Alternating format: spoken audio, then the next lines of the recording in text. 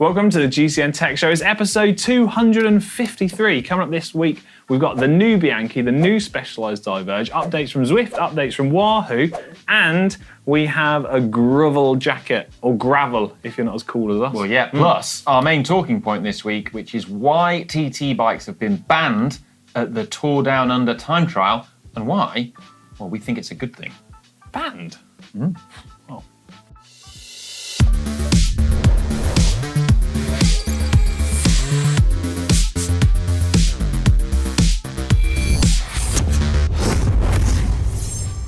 First things first, let's take a look at last week's poll. So last week we asked if you thought e-scooters were a menace, because you were quite strong on this, weren't you? Yeah, they are. You hated them. So it's good to see that, well, 61% of the audience agree with me. 19% of people say no, all good with me. I do like the 20% of people that said they're not sure, but they'd like to see you ride one. Well, 61% say yes, they're a death trap, so it'd be irresponsible for me to put myself in harm's way, so I'm not going to ride one. Maths never lies, does it? No. Okay. So the main talking point this week, TT bikes. They've been banned at the Tour Down Under time trial, which, let's be specific, is actually a prologue. So it's the opening stage of the week-long Tour Down Under, which, for those of you who are unfamiliar, is the first big stage race in the UCI World Tour calendar. It's like a season opener, isn't it? Yeah, it takes place in January. So if time trial bikes are banned, what about time trial bars on road bikes? They're banned as well. What about disc wheels? They're allowed. TT helmets? They're allowed. It'll basically look like the riders are sort of in Zwift when you have a road bike with a disc wheel on. It'd be Zwift IRL. Yeah, that's in the real course life. is quite Zwifty as well. It looks like something from Zwift, yeah. So it's an amazing street circuit they've got in Adelaide. It's 5.5 kilometres long. Yeah. And it looks technical. It's got a lot of 90-degree bends in it. So it kind of makes sense. You probably wouldn't really want a time trial bike with loads of really tight turns, would you? It'd still be faster. Yeah, all right, fair point. We don't get many road bike only time trials in pro cycling. There's a few that stand out in my mind. So another early season race, St. Louis in Argentina. Yeah. It's a lower level race. That's had a few. So Remco's memorably won. 2019. Yeah, he's got super aero with his little weird turned in. Oh, hoods. I don't like the turned in hoods. Yeah, anyway, I'm against that. Other one that stands out in my mind is the inaugural Dubai Tour in 2014, where there was a 9.9 kilometre time trial and it was won by Taylor Phinney on a road bike. And in that, they weren't allowed disc wheels and they weren't allowed TT helmets. They had to use like aero road helmets. But I remember it was an incredible ride. Like he did 490 watts average for 12 minutes and averaged over 50 kilometres an hour on a road bike. That is absolutely mental. Oh, yeah. That kind of blows my mind a little bit, especially when you consider, go back to 2014, they still had top-notch bikes at the time, but nothing compared to today's modern aero bike standards. 2014 it was. They like exposed cables. Everywhere, yeah. Like what was interesting when I remember of that, a lot of the riders weren't even on aero bikes. They had wide handlebars. Yeah, I mean, some of them would have, I remember at the time, for that time trial, some of them switched out the tech on their bikes and went for like slightly narrower bars, like slightly lower front end, and like they put their saddles forward so they could get into a bit more of a TT position. But even saying they've gone to slightly narrow handlebars, I don't recall seeing anything like crazy narrow 36s that we've seen some people use. No. There's always people out there trying those little crazy bars. Yeah, the bikes were nothing compared to what they are now. Kind of blows my mind a bit. What I hope we see, though, is that riders go to town and do some real modifications on their bikes for this prologue. I think that'd be really cool, because the rules, there's loopholes you can exploit. You can exploit the rules. I don't think that there is a minimum width for handlebars. I don't think there is. You could have some drop handlebars that were really narrow and really far forwards. Basically, get like a massive, like 20 centimetre stem, and then you just like this.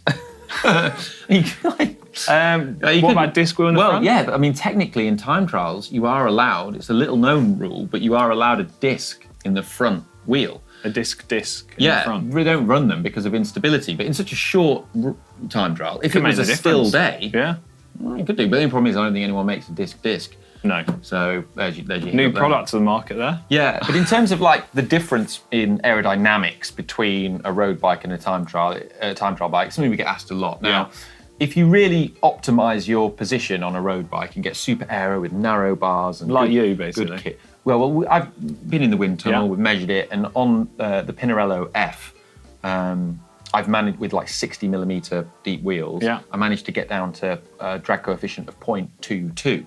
Now Which is low. Yeah, and maybe with a disc wheel and a deeper front and some other bits and a TT helmet, you could maybe get down to like 0.21. Now, the thing with that's actually as low as a lot of people are on a time trial bike. You can be that on a road bike if you've got the good position. Yeah. The problem is getting that aero position. You have to hold yourself really low, and it's quite difficult to get. And it's hard to generate power in those that's the positions, problem. isn't it? But like the top time trialists, so you're looking at about a drag coefficient of around 0.19 on average for a lot of pros on a time trial bike. Yeah. So what you're looking at there is kind of like, it changes depending on the position you hold on the bike, but you're looking at about sort of 12 to 20% less aerodynamic on the road bike setup. Okay, now, I mean, we love time trial bikes, you particularly so. They're kind of like the Formula One car of bikes. However, I am all for road bike only time trials because I feel like it really helps out some of the smaller teams. Yeah. Yeah, because they're unlikely to have all of the resources and all of the equipment. So take when I was racing, for example, on one of the smaller level teams, a couple of tiers down from the World Tour stuff. Now, if there was a time trial in one of the stage races we did, Like the Tour of Britain. Tour of Britain, perfect example, quite often, I didn't even have a time trial bike all year.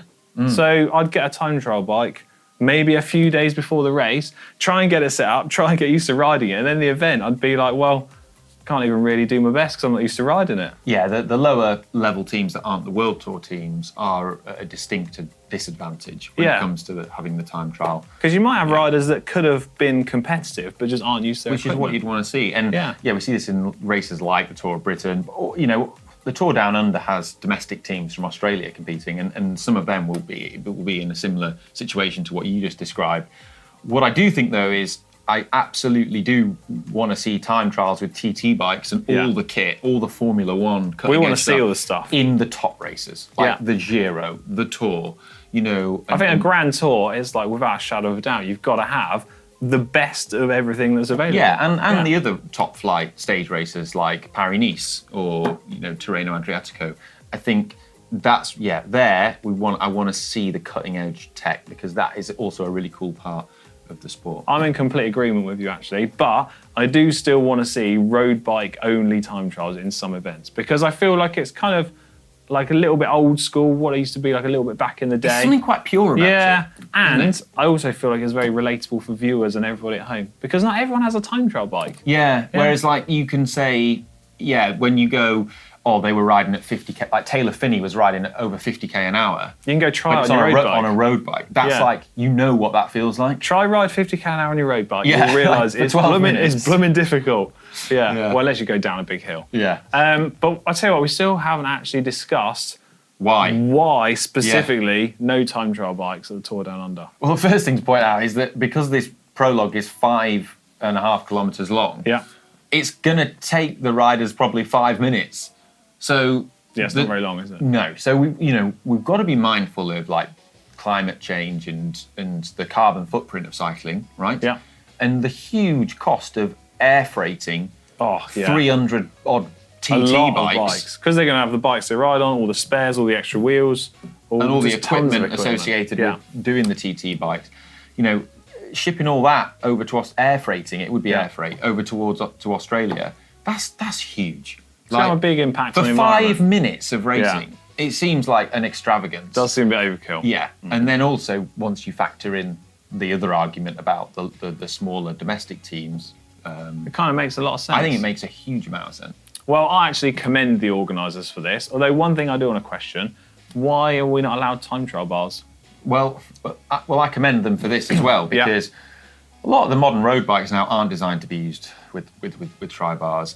It's also actually a bit of an issue fitting them because they all have modern integrated aero cockpits now that are all completely different shapes on the top section of the bar. So clamping tri bars onto them, they're not designed for it, and it's just a real headache trying to find something that will clamp on there. It's pretty much impossible in lots of situations. Yeah, and a lot of them aren't designed as clamping areas, so it wouldn't be safe.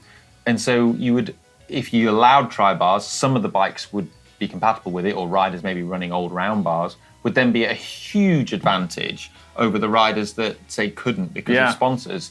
So, I think that's a headache. Slightly more level playing Get field. rid of it, yeah. No need for it. Okay, well, there we go. We're glad we cleared that up. Yeah. We should hear everyone else's thoughts on this, shouldn't we? So let us know in the comments section down below what you think of road bike only time trials. Yeah, I think we'll do a poll as well about are you excited about the prospect of a road bike only time trial? And I think would you want to see more of them? I mean, I definitely would. I think it's cool. Yeah, I'm all for it, actually. Yeah. All right, we'll head over to the GCN app, vote on the poll, and as always, we'll discuss the results next week. It's now time for hot and spicy tech. We're going to kick things off this week with the new Bianchi Ultra RC. So we spotted this last week. And, many of you will have seen good. it. Yeah. Well, it's Bianchi's self-styled hyperbike, right? Now, interesting thing. I think they've got the term hyperbike from GCN. I think Sai said it a while back. Sai was the first to coin the phrase hyperbike in this video where he wore that amazing wig. Anyway, show a picture of that. But the headline about this bike is that it features these ducts or air vents on the head tube. And these are said to, help reduce drag by streamlining the airflow over the rider's legs. Now, I kind of get that, but I'm somewhat baffled as to how on earth these don't count as a fairing being added onto the bike, in which case it would make them UCI illegal. Yes, the UCI rules clearly state that, anything attached to the bike has to be structural. And they don't look like they're integral to the structure of the bike. I'm going to go out on a limb here and say I don't think they're holding the frame together. Hey there, Tech Squadron. Newsflash, breaking news. After we shot, just hours after we shot the tech show, it was announced that the UCI has banned. We're going to look like a pair of jokers to everybody. Well, that's why we're doing this, to show that what was actually happening. That was an incredible piece of foreshadowing by us. Hours before we predicted it. So also, this week's winning lottery numbers are 4, 17, 42. Yeah, well, there's some pretty big claims come out about this bike from Bianchi, they reckon it's pretty fast. So we got some of the stats here actually. So compared to the previous XR4 Ultra, Bianchi is saying it saves 17 watts at 50k an hour. That's a lot. Which is a reduction in CDA of 5.1% apparently. Yeah, although it's not clear though if that's the bike or the bike and rider. Now, it's not clear, although I would have assumed or guessed it's with a rider if they're saying these ducts make the airflow a lot better over the legs. But we're also seeing wind tunnel testing before where we're just seeing legs on the bike and not even an upper torso. I think, what I'm baffled at is it seems that I think it's natural to be sceptical about the air vents because they seem to be a very, very tiny part of the entire frontal area of the bike. They're a very tiny part of the overall system drag.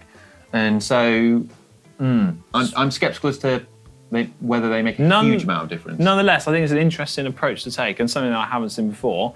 But also, we've got a new cockpit on this bike as well. Yeah. With a large central hole through the middle. Yeah, so apparently that creates some kind of vortex channel or something, which also is said to reduce drag. But again, the thing that confuses me about this is it wasn't shown in the marketing material that we saw with an out front computer. Which 98% of people use. Everyone's going to use an out front computer. Yeah. So as soon as you put a computer, it's going to sit where that gap is, that vent hole. So how's that going to impact the... All stuff we don't know, actually. Yeah.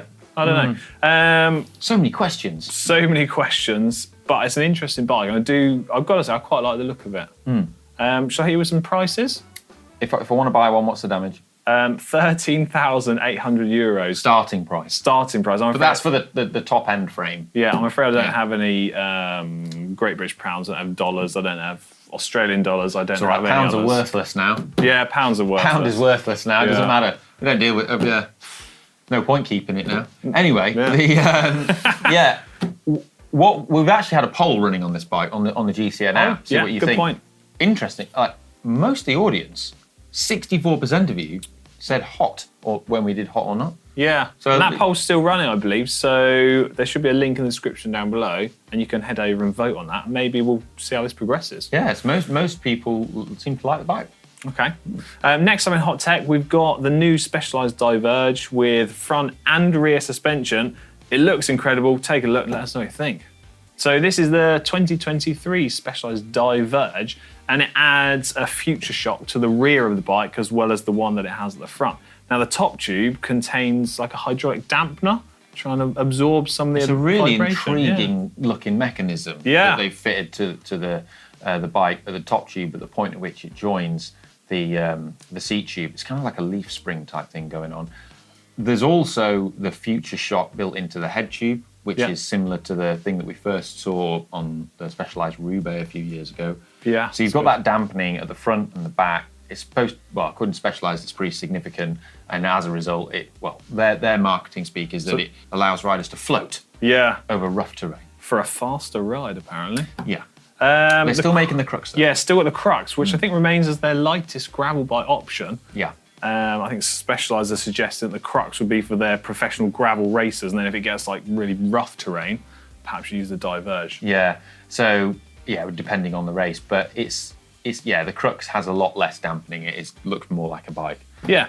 Now I've got some stats here for you. So a complete bike, 56 centimetre Diverge, weighs in at 8.5 kilograms set up tubeless. Pretty good for a gravel bike. That's for the S-Works version. The top of the range. Yeah. That's pretty good for a gravel bike, especially considering it's got all that hardware, chunky tyres, the suspension features built in. Go down from the S-Works one to the Pro version, you're looking at 8.9 kilograms, Expert 9.5 kilograms. Yeah. That's pretty and just like the Bianchi, this is also over on the GCN app, where it's been able to be voted hot or not. Interestingly, though, the poll at the time of making this show, much more split Closer, vote. close call on this. 55% said hot, but 45% think that is not a hot bike. It's a unique looking bike. I think it's pretty cool. I'd be really intrigued to ride one. For me, I think that's why we're getting that. If it rode really well, then I'd be like, this is cool. Well, I guess. Yeah. One day we might find out. We might do. Yeah. Other big news this week is in the form of Zwift. So the Zwift Racing League returns for season 2. Yeah. You may remember we had a go at it. Everyone remembers. Can we play the clip? No, don't play that one. All right, come on, play the clip of Ollie being sick and banging his head. Here we go, it's going to be great. How you feeling after that? I feel I'm really sick.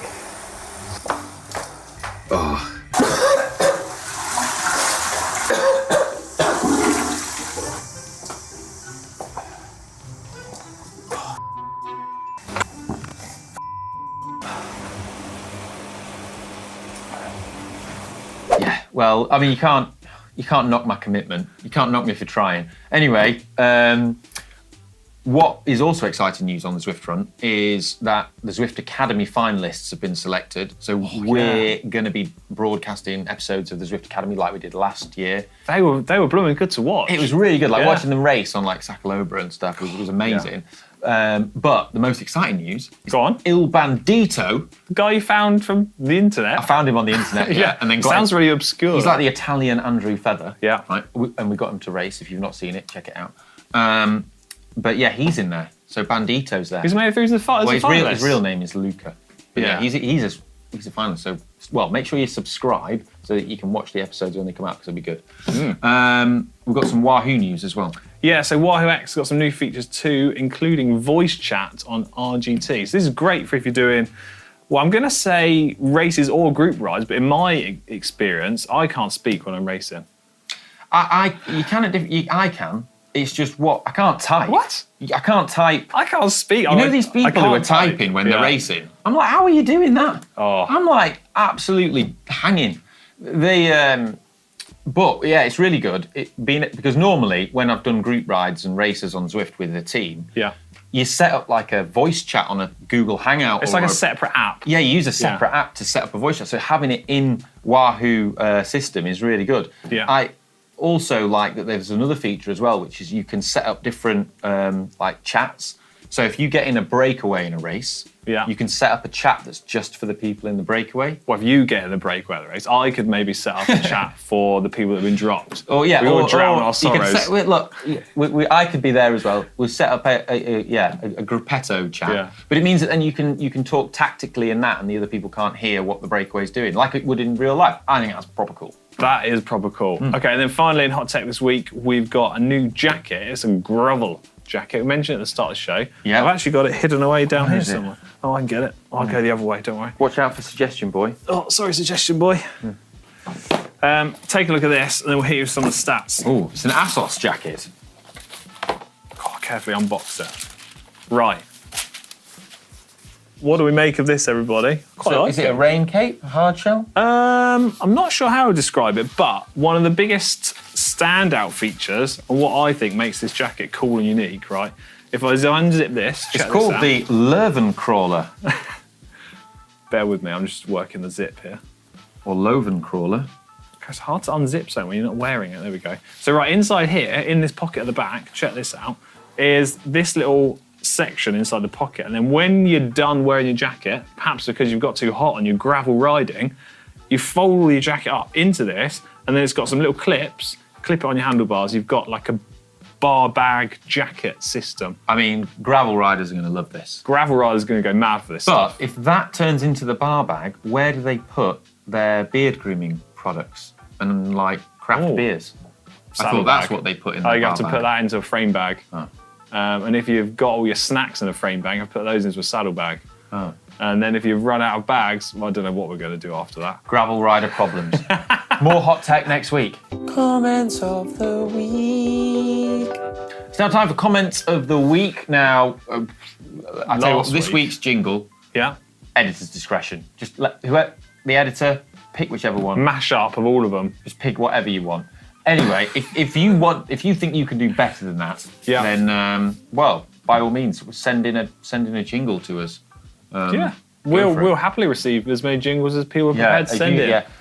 Comment first up this week, actually. Mark B, Well, this no, is. we'll go David Bumgara's comment, who Okay. says he likes the jingle that we did last week, which was a homemade jingle from one of our great fans. Yeah. Who said, why don't you rotate the jingle and when a new one comes in each week? Well, yeah, That's what we'll do. we'll try. So next comment is from Mark B. Yeah, so Mark B says, anyone else notice at the Bespoke show where Ollie says he really likes those repair patches and he could do with some as he slyly slips them into his pocket? What? He'll be asking for extra porridge soon. Yeah, there was also a comment saying that there's missing tools in the GCN set, and they reckon that that's now me based on those patches, right? So the chap at Albion who made those patches, Yeah. he said, "I want you to take these." He said, I want you to take It those. is. I've made these specifically for you to take right now. No. I thought, yeah, Well, fair enough. So I didn't steal them. You don't need to call. No. The police can stand down. Stand down. I thought it was going to be armed guards at the door. Yeah, soon. they can stand down. Anyway, Larry Lem posted a really good comment, and he said, "Hey Ollie, Canyon Speedmax track versus road. Is there a big aero difference in the rear derailleur and the cassette? It seems like one of the last places for aero optimization is eliminating these for road racing. Yeah. So why don't teams use internally geared hubs? Is the efficiency bad? Gear range, big steps between gears, or whatever? And what about using drive shafts on bikes and getting rid of the aero penalty of the drivetrain? Would it Wow. be worth it? What do you think to that? Lots going on there. Yeah. I think some very good points raised. Yeah. Do you know what? I was actually having a conversation with someone the other day, and they were asking me where I thought the next big efficiency or revolution in the bike was coming. I said, you know what? I don't know yet. I think at the moment, a lot of internal hub gears aren't anywhere near as efficient. So No. that's a big hurdle. But it doesn't mean that they couldn't be. They could be developed. And in terms of the drive shaft thing, yeah, it's cool ideas. But the problem is it's just going to require such huge development costs because you're going to need a bike that's specifically designed for that. Otherwise, it wouldn't deal properly with the stresses and the forces. So you couldn't just develop a system to go on any bike. You would have I'm not 100% sold on the drive shaft concept for a bike. Just going to throw it out there now. Fair enough. Well, maybe we'll see it in the future. But yeah. Next it's an in interesting idea. is a comment from Fraser Goodwin. Question about hand comfort over such a long and cobbled ride, plus those awful concrete roads. Single wrap of bar tape or double and mitts? Yeah, Oh, this is for your, when we did Flanders in a day. So rode all the bergs of Flanders, or, well, a lot of people comment saying the plural of bergs is actually Bergen. Oh. And it may be in Flemish. However, we're not Flemish. The bastardisation of it in English is it's common in the English language to refer to the plural of berg as bergs. It was something that we've been doing for years. I'm glad we cleared that. Yeah, it's slang. But slang is a part of language, so I'm sticking with it. Back on track ever so slightly. Yeah, single layer of bar tape. I use a single layer of bar tape, and I don't wear mitts. Well, okay. I don't ever tend to wear mitts unless I'm doing a race, because there's a chance where you might fall off, and then you protect your hands. We've all known that it could happen in outside of a racing situation. Yeah, it could do, but the chance of it is it's pretty small. Considerably rare. That was our last comment for this week. Yeah. Got through those pretty quick. It's time for the bike vault then, isn't it? Right, let me get the bell. Where you submit pictures of your bikes, and we deem them to be either nice or super nice. If they're super nice, Alex will ring the bell, and they'll go into the bike vault forever. You can submit pictures to the bike vault using the GCN app. I'll ring the bell quick. Ollie's got an incoming call. Time now for the bike vault, where you submit pictures of your bikes in the GCN app, and then we deem them to be either nice or super nice. You can also vote on all the bikes featured in the app too. If they're super nice, Alex, ring the bell. So, right, first we're going to cast our judgment upon the bike which was voted the most super nice bike last week. Yeah, so it's a Pinarello Prince. What do we make of this? Gold chain. Gold chain, whoa. Wheels aligned like that. Gubbins removed, but the radar rear light is still in place. We can accept that. I think that's I can get on board with this. It's very clean. Something I have nice. just noticed, not that it's really that crucial, but I think they've got like a SPD mountain bike style pedal. Yeah. Interesting choice, but fair enough. I very like this clean bike. cassette. Yeah, I think that's a super nice. It feels like it's almost brand new. Next up, we've got this Trek Amonda ALR. Love seeing aluminium bikes. That colour though. I like its autumnal shot. Yeah. I like the contrast of the colour against the wall. Good choice of backdrop. Rate it. That's easy for me. One buy. Yeah, that's a super nice. Straight up. Yeah, straight up. Super nice. Next in is, where are we? Well, it is from Califant? Keelifant? Keelifant. We're so dreadful with the names. A Pinarello Dogma F12, and it's such a nice bike. It's a beautiful bike. But there's just, what is going on here? So, like, what are they thinking? It's Campag wheels, Shimano group set. Well, I'm not against that, but it's an odd thing to see. That's not what's. Well, I mean, it's it's an on-drive side, obviously, but yeah. that horrendous Zimmer frame that they're holding it up in as well. Like, what on earth's going on there? Is that Nana Zimmer frame? It's a nice. It is a nice. The pump is still on the bike. What gear is it in? Not sure what gear it's in. I'll tell you what, I've spotted my tech binoculars.